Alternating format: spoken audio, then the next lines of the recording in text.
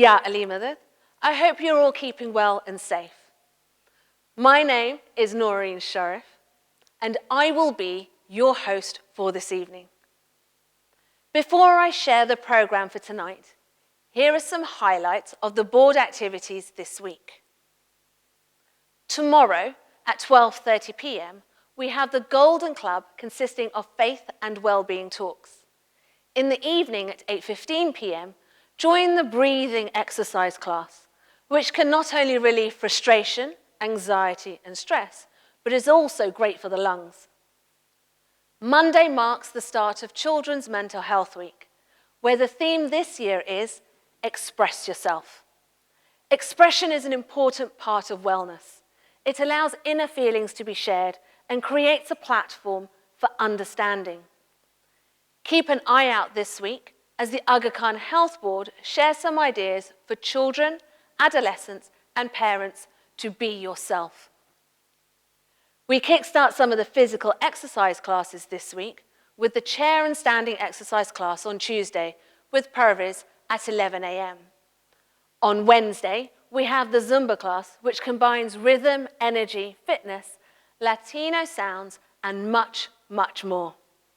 Zumba with Raz promises to help you let loose, have fun, and keep fit whilst doing so. On Thursday, we have a number of activities, starting with the social circle at 11 a.m, with a variety of stimulating activities. We are at the halfway point of Season 2's popular Talking Hands class, which is in week 4 of the 8-week introductory course to British Sign Language, taught by Farah, Zara, and Nabi.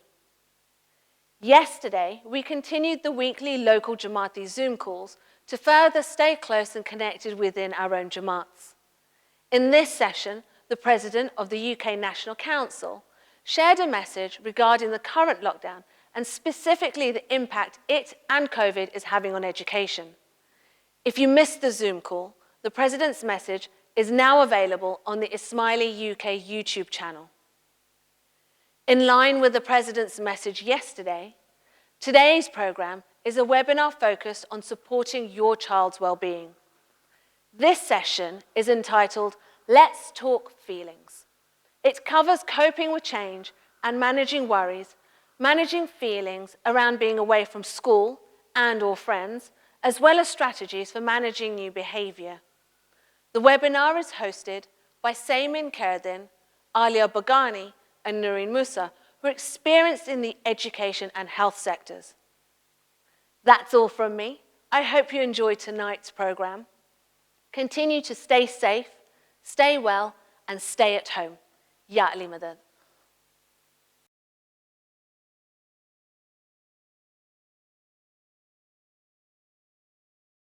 My name is Noreen Musa, and I am a primary school teacher and Key Stage 1 phase leader, and I've been working alongside the Al Khan Education Board, supporting them with developing these primary webinars.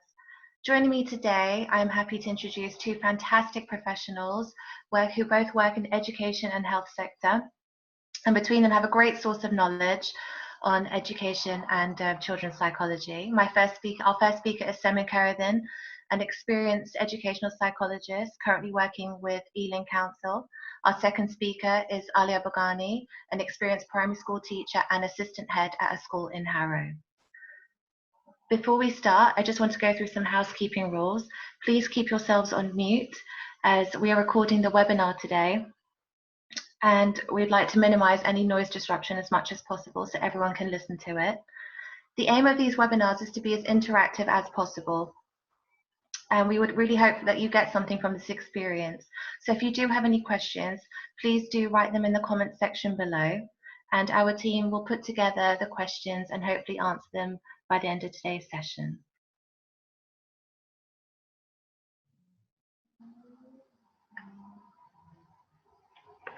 And hopefully today, any questions that you have, be very clear as to state your child's age and year group that they are in, so that our panelists can answer your questions as best they can. And the aim of today's webinar is to gain more of an understanding of coping with change and managing worries.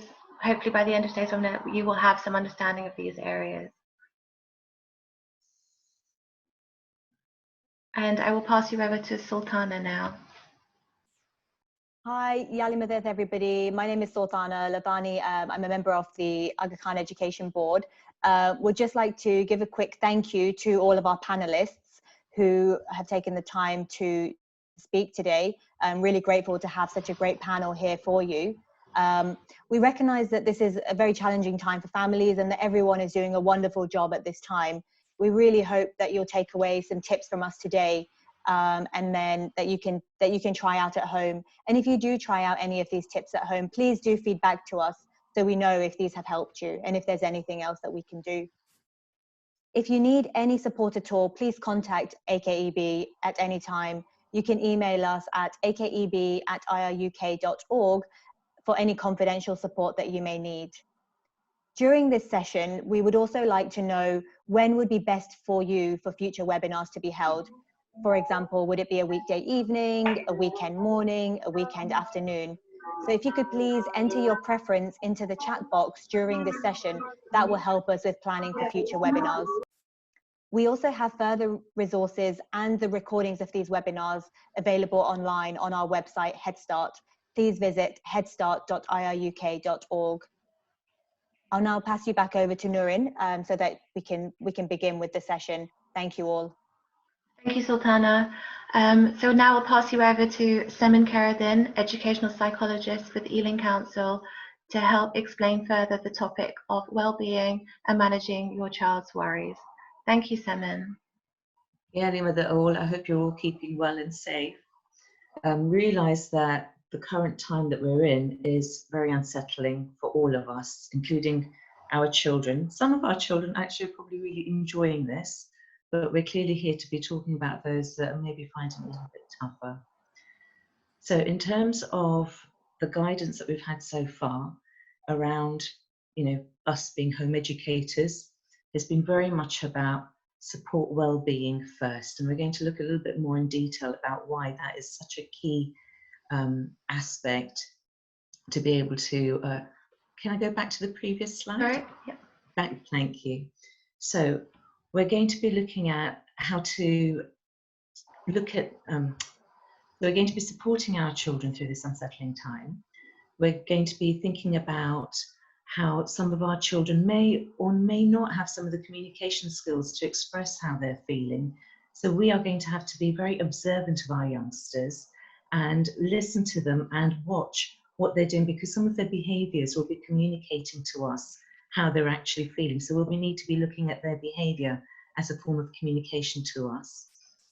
And in this time, one of the key things is to be able to ensure that we are enhancing our relationship with our youngsters so they feel secure and that they're able to communicate with us and we can actually support them, that they might listen to some of the guidance or the approaches that we're actually going to be implementing to support them. We'll be looking at a very key strategy, a parenting strategy at the end of this little bit of input, which is an absolute base. If we can go to the next slide, please. Thanks. Okay, so why do we want to make a real strong focus on relationships? When our relationships are good, and right now in some homes, there'll be times we're not used to spending so much time together without being able to have any other outlets. So there will be times when the emotional temperature in a home is likely to get a little bit hot and it returns again. But if our relationships are even stronger, and some families say to me, but I already have a really good relationship with my child, I often say to that parent, it's a bit like vertigo the other way around. It can always get stronger. So good relationships help our children to feel good about themselves and us. It helps them to feel safe to develop new skills. And our youngsters, while they're not at school, they're not stopping developing. They're still doing that. So it will make them feel even safer to be able to look at some of the new skills that they're developing. It will increase the likelihood of our youngster actually listening to some of the instructions that we might be giving them or the requests that we're making of them. And it will also reduce the likelihood of behaviour problems after we come out of COVID, whatever that's going to look like, from those developing. So, you know, the aim isn't just for now, it's also about holding us here on. Next slide, please. So I'd just like to take you through, some of you may already know this, so forgive me if you are familiar with this, but just like to go through a little model of the brain in the palm of our hands. Because the first thing that the brain looks for at uncertain times is a sense of security. When, I guess, imagine to yourselves that if you are feeling nervous or uncomfortable about something, or have just had an argument before you've potentially gone out to work on a day, the likelihood is that you've got that concern still living with you. So yeah, emotions actually give rise to our bodies taking action. If I can take you through the actual model of the brain. So this is the brain. The first bit of the brain that develops is here, the brainstem, right at the back of your neck. This is where, as the child is in the womb, this is what's developing first, the brainstem. This is responsible for all automatic, for movement, for sensory, breathing. So this is really responsible for a lot of sensory things, and we call it the reptilian brain. So it's the oldest type of animal that grew. The next part of the brain that develops is this bit here called the emotional brain. This is responsible, or the mammalian brain, sorry, which is responsible for emotions, thinking, feeling. The final part of the brain that develops is called the supracortex. This bit here, those two strands live just behind the skull there, and they're the bits that are responsible for thinking, learning, rationalizing. However, when we are not feeling okay, we flip our lids slightly. When we're not, and this is, the downstairs brain is like the guard dog, is the bit that is checking out if there's any threat. And right now is a time of threat. We don't know what this coronavirus is going to do to us. And our youngsters are possibly feeling a little bit lifted if they're hearing us talk about things or the news, etc. It might lift a little bit. And our job is about helping our youngsters to feel regulated and bringing it all down again. When the brain is like in this position, that's when it's most able and available for thinking and learning. So like I said, if I've gone out to work on a day having had an argument with my husband, as I'm driving, I'm a little bit lifted and my thumbs are really pressing hard on the driving wheel. So it's, you know, we have to do things to be able to calm ourselves down. The key emotions that the brain developed with from years and years ago, if we're thinking about hunting gathering times, the key emotions were around anger, anxiety, disgust, sadness, and joy. All these emotions evolved as a mechanism to help us to survive. So anxiety right now, if that's what our youngsters are feeling, is not entirely a bad feeling, because it's actually getting the body ready for action. So imagine years ago, the threat might have been a lion. Now it's the coronavirus. That threat needs to be able to be managed. So if our youngsters are feeling anxious, the body is in a position of getting ready for that anxiety. The body tenses up a bit, the heart starts to beat faster. And what we're trying to do is help our youngster not to go into that fight, flight, or fright position and bring it all back down again. So there are things that we need to be able to do to help our youngsters to manage this anxiety. Some of the things that we've talked about previously, or you may hear a lot about, is helping our youngster to breathe, because what we want to do is start taking the tension out of those muscles that anxiety has put into our bodies. Start being able to calm youngsters down. So they're the kind of key steps. If we can go to the next. So before I actually look at this key strategy that I do want to share with you, just want to give you another few do's and don'ts around how you might be able to support your youngster. So firstly, when your youngster wants to communicate with you, make yourself available. If they want to come up and ask you a question, do put down tools. I guess one of the key things though is if you are feeling really anxious at that time, not a good time, let them know that you too are a little bit worried right now, and you'll come back to it. When you do communicate with your youngster, make sure that you're using language and words that your young person knows, because otherwise they're not going to be able to connect with what you're talking about. And it's really useful to ask them open-ended questions, like asking them, what do you know about this? And through that, you'll start learning where they're at with their current concerns.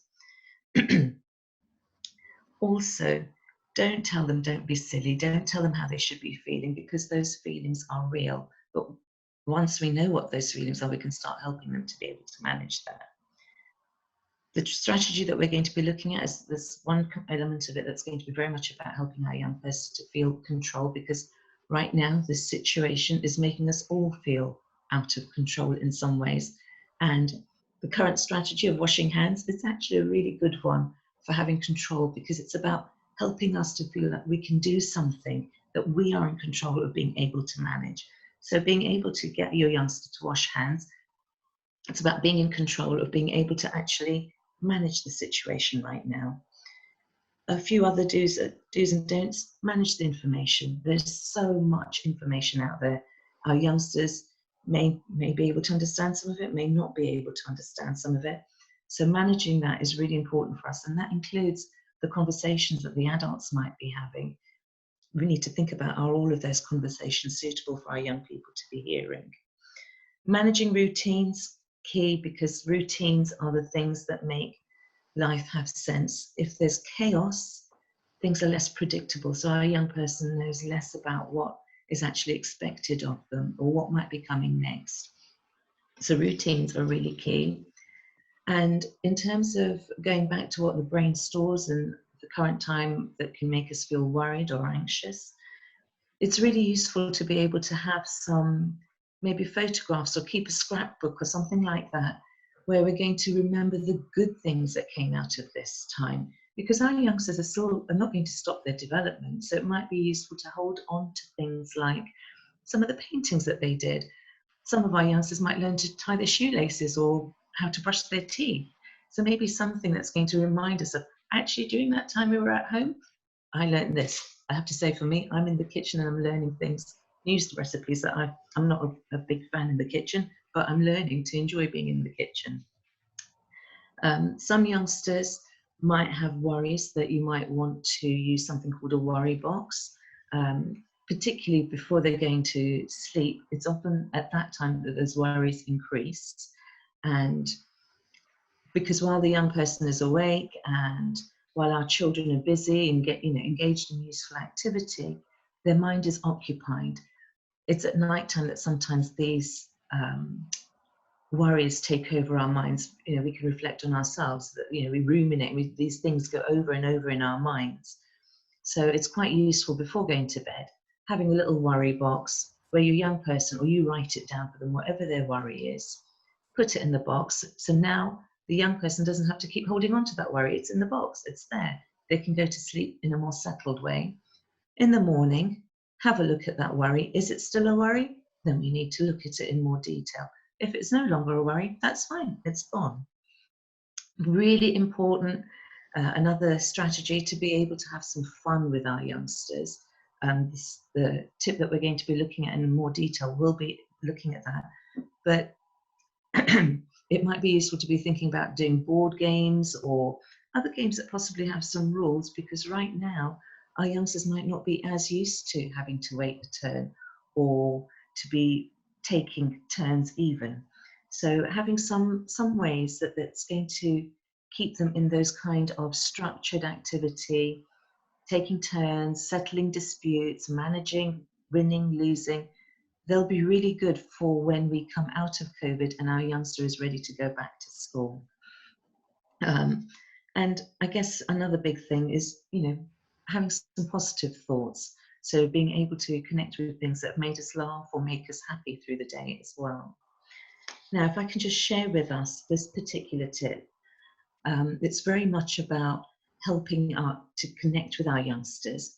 And some youngsters at this time some parents are commenting that they're really attention seeking and they don't quite know how to manage the amount of attention that the young person is wanting or needing.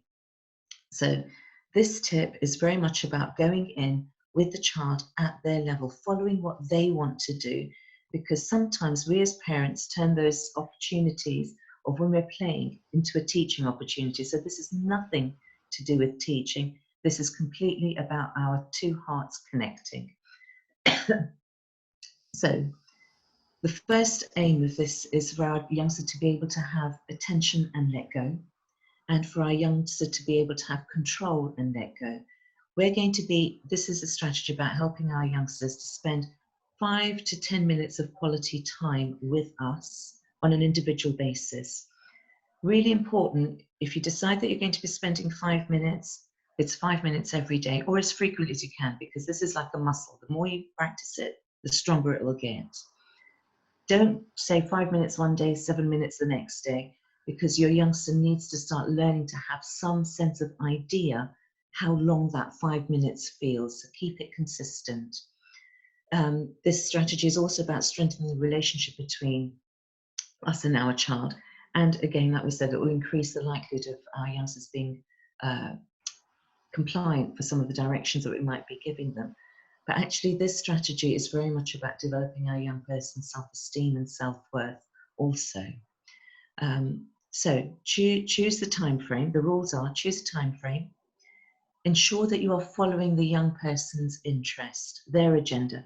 Your child is the boss for this time, not you, and you can't be turning it into a teaching opportunity. So what some families do is have a little box or a bag of things ready that they know their young person likes to do. I always find bubbles and Play-Doh are brilliant in here, whatever age your child is. And those things only come out at the time that you are going to be working with your youngster. So it's about creating some magic in that relationship between all you and me games. So, it's creating that bit of magic. So if your young person really enjoys bubbles and really likes the color red, put some red bubbles in that box, but those red bubbles don't come out any other time of day. Some families couldn't live without bubbles during the day, so blue bubbles, yellow bubbles, green bubbles can come out at the other times. But that one is about magic between you and me. So prepare your box. Also, be sure that you're doing this at a time when your young person is able to let go of it. Some people say, oh, let's watch a TV program together. It's not the ideal thing because it's not about you two interacting together, but sometimes TV programs can't finish within the 5 minutes that you've chosen. So if you're going to switch it off at that point, you're likely to be raising the emotional temperature. And the other tip around this, or rule around this, is to make sure that there's no winning or losing activities in there. And there's nothing that's going to cause a physical hurt or an ouchie. And I say this particularly to dads, because sometimes rough and tumble play does end up in us becoming a little bit hurt. And then the young person's not going to want to play with you again, or remembers the ouchie, as opposed to being able to actually connect with you. So they're the key, a really key base strategy to be able to help us to be able to manage at this time. Thank you. You can go to the next slide. Okay. Thank you, Semin. Here are some questions that we have parents have requested some answers to, just for some suggestions and further clarification. So question 1, how can I help my child to talk about their worries at this uncertain time? If we can direct that question to you, Semin. Okay, so as we've already said, listen to your child. When they want to speak to you, make yourself available. I think that's really important, to make yourself available. If you are feeling very anxious yourself at that time, or are not in a place to be able to respond, then let them know that. But try, as soon as you recognize that you are feeling in a better place, try to go to your young person and say, do you remember that question you asked me? Or you wanted to know a little bit more about that? Go back to that. And some things we may not have the answers to. So you could say, you know what, I'm not sure, let's find that out together. So being able to actually talk to our youngster, keep it open. And in fact, from the time that we started talking about this seminar or this webinar, things have changed. We're in another 3-week lockdown. So we know that with COVID, things are going to be continuously changing. In terms of things like how long will my school be closed for, we're really going to be guided by our establishments, by our schools, our colleges, our nurseries, when that time is going to be. So don't get yourselves too worried or anxious about that bit, because there will be communication with you to be able to manage that time. But again, relay that to our children. It's okay, your school's going to tell us what they're going to do. In fact, tomorrow is the start of a new term, and some schools will be in looking at how they're going to be able to connecting with you. So, And if we, Alia, if we could get your input on any information of how schools are answering questions for parents, because I think there's a lot of heightened anxiety from parents about how long school will be closed for, not just for children as well. Yeah, sure. So right now, like Simon said, we don't know when schools are opening and we will be guided by establishments. In terms of schools, there are lots of ways for you to still communicate with your school. I know lots of schools are updating their websites regularly. They're still sending out newsletters. Some schools are sending out surveys and how they can support families. For children, there is online learning platforms where they can access those and be in touch with their teachers and their friends. And so if you're worried about your child and you want them to talk about their emotions, they may not directly want to speak to you, but may feel more comfortable talking to their teachers about this. So whatever communication that your teachers are offering, take that up so that your child can speak to their teachers. They're more likely to open up in a forum there, either through email or through a chat forum, through their school's website or through their school's learning channel. What I would say is use reliable information. Don't rely on social media to give information to your child. Use reliable sources and be positive and at the same time reassure your child whilst being honest. And so following on from that, a lot of children are missing their school friends. Is there anything schools suggest, or even as a parent point of view, Simon or Alia as a teacher, the best way to stay in touch with their friends and guidelines on that?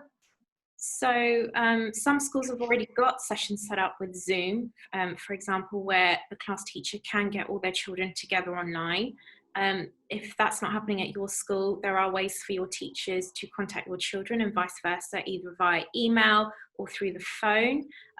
If your school's not doing any of those things, make suggestions to your head teacher or to your school. All schools are listening to parents right now. They're trying to see what are the easiest ways for their children to communicate with each other. So make suggestions, read the online newsletters that are available to you. And even if your school is not doing those things, you can do those things at home yourself. You can set them up with your friends. They don't just have to be school friends. They could be community friends. They could be neighbours. Set those calls up if you want to and if that works for your child. Remember, not all children are going to want to talk on the phone. They're not used to getting on the phone and talking to each other for a few minutes here and there. They're used to playing with each other. So you can set up things where you might do a quiz night together as a family, or set up a board game or some sort of interactive activity over Zoom or over the phone that the children can take part in. Thank you for that. Our next question is to you, Alia. A lot of parents have asked what they can do to support their children's learning further at home during this unprecedented time. Okay, so the first thing is to be positive about learning. Create a routine, like Simon has said. There needs to be structure, there needs to be routine. The child needs to know when it's learning time and when it's not learning time. And at the same time, I'd say be realistic about your expectations. You know, children are used to learning for 5 or 6 hours a day in a school day. This is not a school day, this is learning from home. So if you're expecting your child to be learning for that many hours each day, it's probably not going to happen. So set a realistic goal, whether it's an hour or 2 hours or 3 hours of learning that you want your child to do in that day. Have a dedicated learning space. If it's possible at home, have a set area, tables and chairs, or a different room where learning only takes place in that area. I'd also encourage learning when you know your child's ready to learn. Just touching on what Simon said, if your child is not in the mode to learn, is not feeling in a responsive way to learn, they won't learn. So pick the right time that works for you and works for them. So maybe set the routine up with the child, plan the day ahead or plan the week ahead with that child. In terms of what can you do to support your child's learning, lots of schools are setting online tasks for your child to do. Again, sit with your child, make sure they understand, they know what is expected, what they have to do, so that they can independently have a go at doing it. Try not to give the answers away. It's very easy for us as adults when we're feeling frustrated, we don't have time, there's lots going on, that you just want to tell your child what to do and expect them to get on with it. That's not learning. You can support your child, give them ideas, give them tips, let them have a go, but also let them know that you're available for help and support. If you feel your school's not doing as much online learning that you would like, there are lots of areas that you can tap into. So there are lots of celebrities doing reading, online reading, reading to your children, recommending books. Reading is essential to your child's development in terms of school. So make sure they are reading daily. There's lots Sorry to interrupt you there, Ali. I just wanted to reiterate that point about reading. As a Key Stage 1 practitioner, I can't emphasize enough how much reading really does support learning. Sorry, I didn't mean to interrupt you, but I just wanted to agree with your point. Absolutely key. No matter what age your child is, reading is key. And it's not just reading from a book, you know, there are audio books available. You can read to your child. That can be an activity that you choose to do together as part of a bedtime routine or just a chill out time in the afternoon. And it just doesn't have to be a child's book. It can be a magazine, it can be a newspaper, it can be somebody's blog that they're really interested in. Reading comes in many different forms. There's lots of apps, there's lots of games out there that your children can access, whether it's maths-based, spelling-based, or just interactive-based. You know, learning doesn't just have to be in terms of books and paper and pencil. It can be through different activities, whether it's cooking with you and you teaching them how to do something, you teaching how to sew, or even just tackling a game that they're not sure how to approach or how to solve a puzzle. These are all different skills that our children need to be successful in the world. So why not have a go at those things as well? And I think what you said, Ali, about building on those life skills are essential to enhancing the core learning skills, like cooking in the kitchen, learning about measurements in the garden or on the balcony, looking at shapes, looking at angles. And it's also that language link, developing your language and your vocabulary. Choose a word of the day, see how many times in the day you can use that new word. Can you use it in a sentence?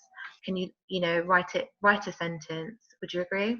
Yeah, I completely agree. But it's also finding out what your children's interested in, what their passion is. For example, if your child's artistic, why not just go online and find something that teaches them that's something artistic, whether it's learning how to sketch or learning about color and tones. There's so much out there that you could do with your child, but just base it on their interests. But remember that learning does not have to take place all day, every day.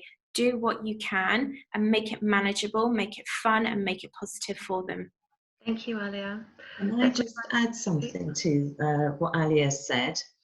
In terms of the right time, it's some of the guidance is having learning little sessions right the way through the day rather than just that solid hour, because often that will be less productive and your young person is more likely to be in that position than that position.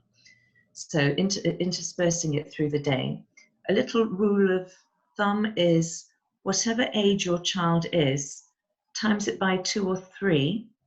So, and that becomes minutes. So if your child is 6, times that by 2, about a 12-minute session to 12 to 18 minutes is probably the maximum amount of time they will be able to give focus for. So that's a good rule of thumb of how long you should be making focus time. And the whole business around having a dedicated space, great. But like Noreen said, also you can go out in the garden, or you can, if you've gone for a walk, you can be counting what you've seen, etc. Because you can also build in some relaxation with that, which again keeps the brain in that position. And the more fun we can have with it, the more likelihood is that our young person is taking it on. Thank you, Semin.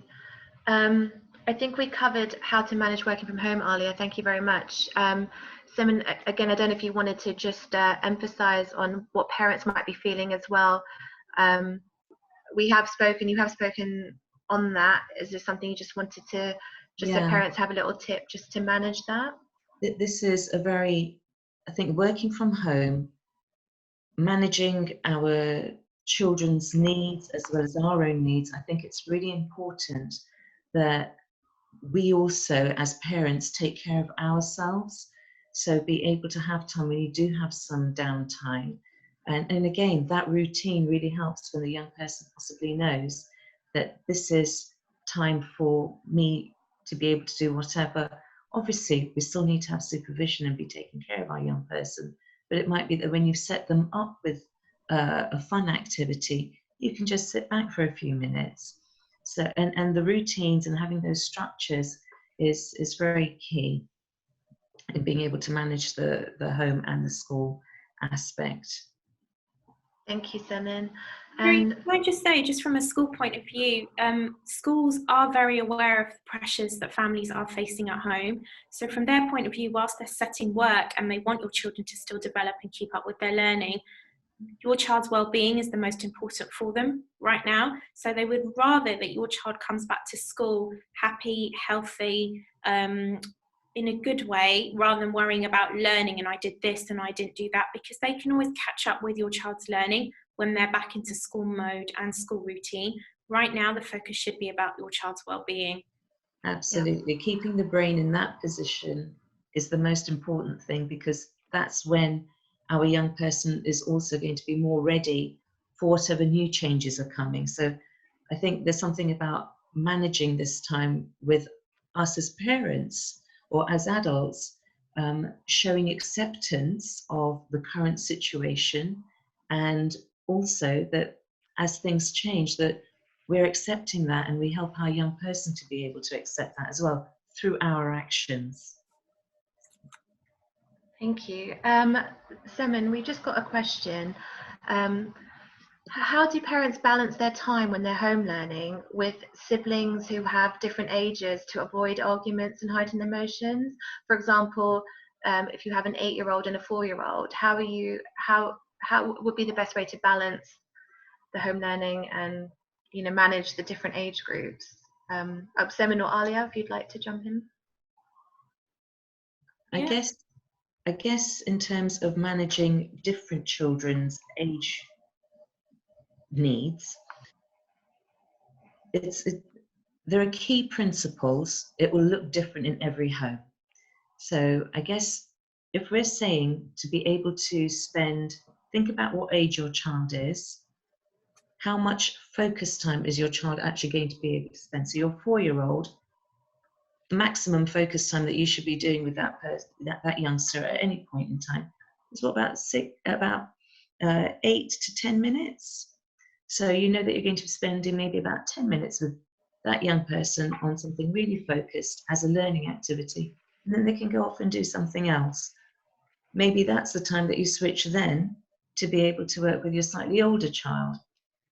Think about how much time that's going to be. So if you're giving yourself an hour to be able to spend with your youngsters, as well as having an awareness of, you've got your own, if you're working from home, you've got your own tasks to be doing. So you know that in that hour, you're going to be doing 2 or 3 hits with each youngster. That's one way of being able to keep a routine, structure, and your young person knows it's only going to last this long, and then I can go do something else, and then I might be coming back again. I don't know if that answers that question, or if Alia, you want to say any more.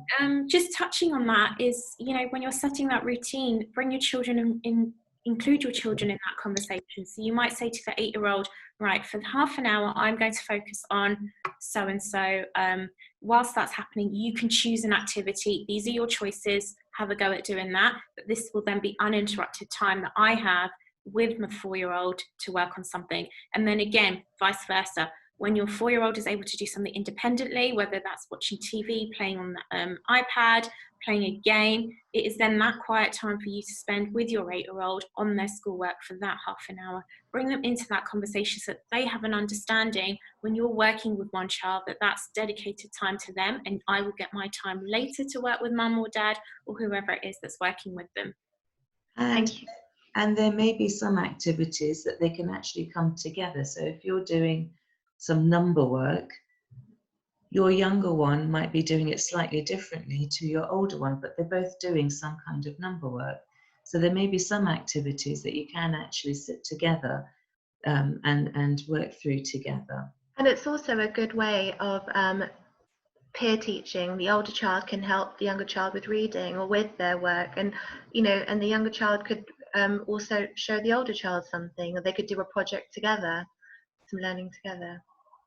Thank you. Right, next to our next question, Alia, a lot of parents want to know, how do they support their child with returning back to school? Or there's a lot of children who are currently primary in year 6 who have, they're going to be starting secondary school, or children going into a new year group, having a new teacher. How can we support our children or our parents with this? So right now we don't know when schools are going to open. They could open in June, they could open July, they could open September. We just don't know.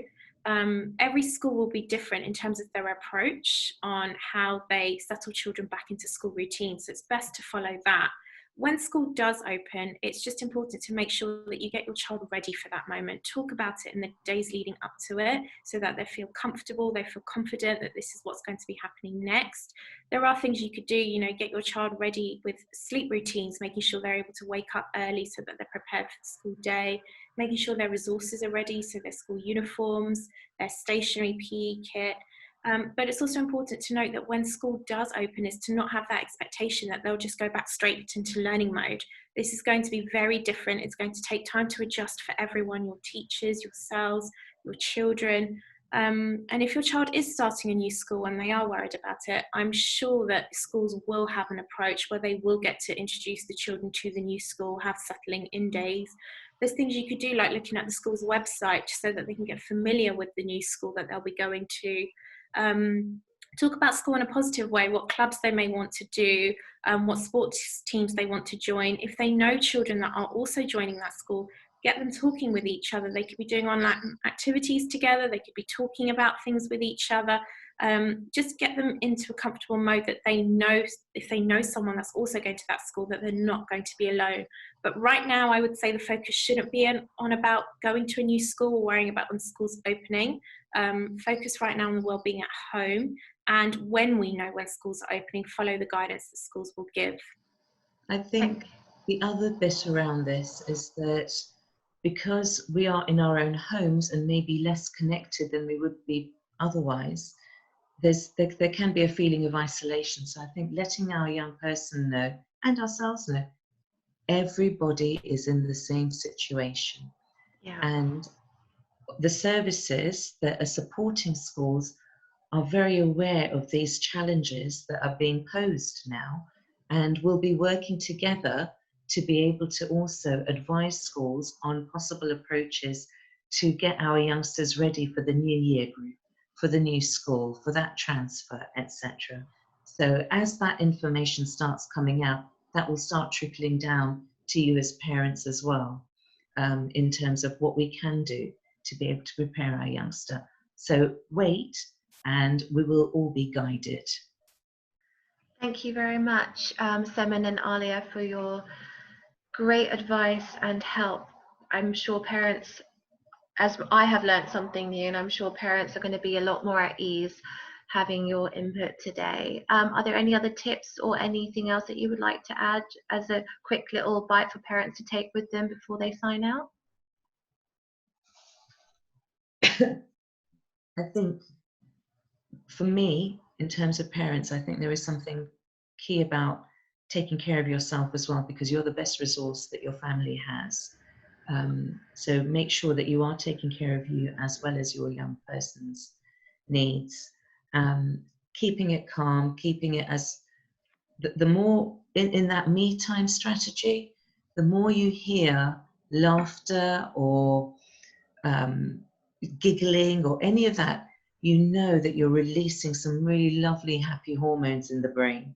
So that's, you know that your young person is in that position.